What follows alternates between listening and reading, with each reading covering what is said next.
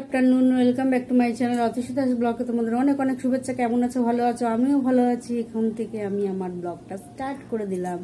উঠেছি তো অনেক সকালে, কাজকর্ম তো করতেই হবে, করছি আর চলছে। আর কি কি করি না করি প্রত্যেকদিন তোমাদের সঙ্গে শেয়ার করি, আর আজকেও করবো। চলো পুরো ভিডিওটা দেখবে, কেউ স্কিপ করবে না। ভালো লাগলে অবশ্যই লাইক করবে, সাবস্ক্রাইব করবে আর ঘন্টাটা বাজিয়ে দেবে। যখনই আমি নতুন নতুন ভিডিও ছাড়বো তোমাদের কাছে নোটিফিকেশন চলে যাবে আর তোমরা টুক করে দেখে নেবে। চলো দেখতে থাকো, সাথে থাকো।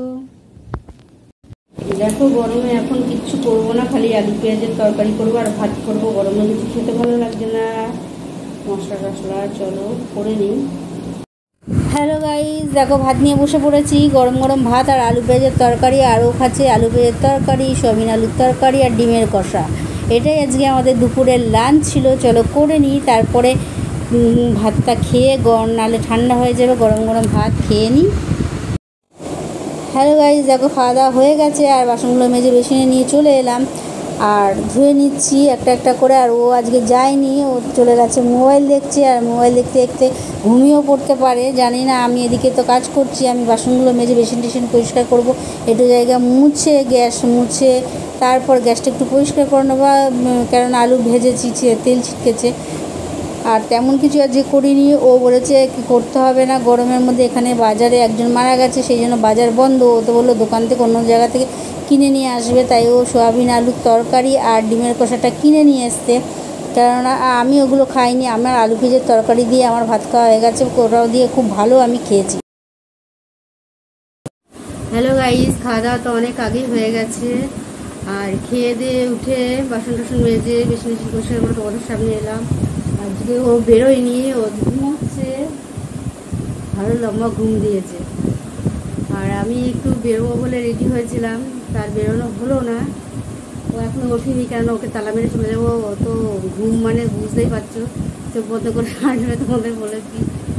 ওই জন্য ঘট করে ঘুমের করে ডাকতেও পারছি না, কখন ঘুম ভাঙবে ওনার জানি না। যাই হোক, একটা লম্বা ঘুম দিয়েছে আর এখনও ওঠেনি। আর এখনও কিছু প্রসাদ টোসাদ কিছু তেমনভাবে খাইনি। ঠাকুরের প্রসাদ আছে আজকে ছানার জিলিপি। চলো তোমাদের দেখাই, দাঁড়াও।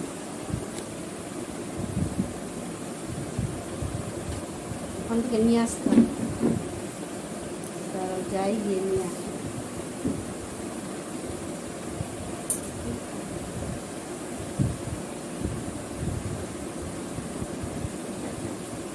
এই যে এইটার মধ্যে আছে আজকে ছানার জিলিপি। দেখাই, খাওয়া হয়নি, ওনারটা বাবু খেয়ে নিয়েছেন। আমাকে বলেছিল খেতে, আমি খাইনি।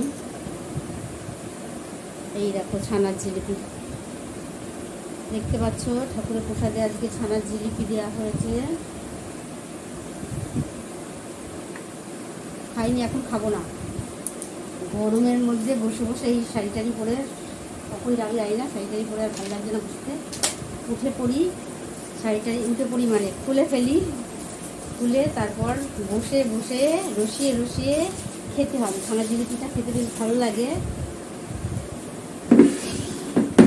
দেখো শাড়িটা পরেছি, শাড়িটা পরে কেমন লাগছে কাছ থেকে দেখো, ভালো করে কাছ থেকে দেখায়। দেখো দেখতে পাচ্ছ কিনা বুঝতে পারছি না। সব খাটের তলায় সব পাতা ফাতা, মানে পুজো হয়েছে যে পাতার বান্ডিল, মানে যে পাতায় খেতে দেয় শোলার যে পাতাগুলো, তারপর গ্লাস সব ভর্তি রয়েছে। ওগুলো বেছেছে আর কি, বেশি করে এনেছিল, ফেরত দেবে কিনা জানি না, নাহলে থেকেই যাবে। চলো আমি এটা, প্রচণ্ড গরম লাগছে, দরদর করে ঘামছি। দেখো কীভাবে ঘামছি, দেখো কাছ থেকে দেখালে বুঝতে পারবে ঘামছি। ইয়ে করে নিই, ছেড়ে নিই, তারপর ব্লাউজটা কেমন হয়েছে বলো। দেখো ব্লাউজটা কেমন হয়েছে বলো। ব্লাউজটা এটা আমিই বানিয়েছি, পরেছিলাম আর একদিন মনে হয় একটা শাড়ির সাথে। যাই হোক, এটার সাথে ভাবলাম এই ব্লাউজটা বানানো হয়নি, ভাবলাম এটা নতুন শাড়ি পরলাম, ওই জন্য মিষ্টিটা খেলাম না, এখন ছুঁড়ে ফেলবো। ব্লাউজটা ভালো হয়েছে না? যাই হোক চলো আবার পরে আসি। দেখো এখানে ঘি নিয়ে নিয়েছি আর নিয়ে নিয়েছি তরকারি। এটাই আজকে আমাদের রাত্রিরের ডিনার। চলো করে নিই, তারপরে আসছি। হ্যালো গাইস, দেখো বাসনগুলো মেজে বেসিনে নিয়ে চলে এলাম ধুতে, আর ও চলে গেল দাঁত ব্রাশ করতে।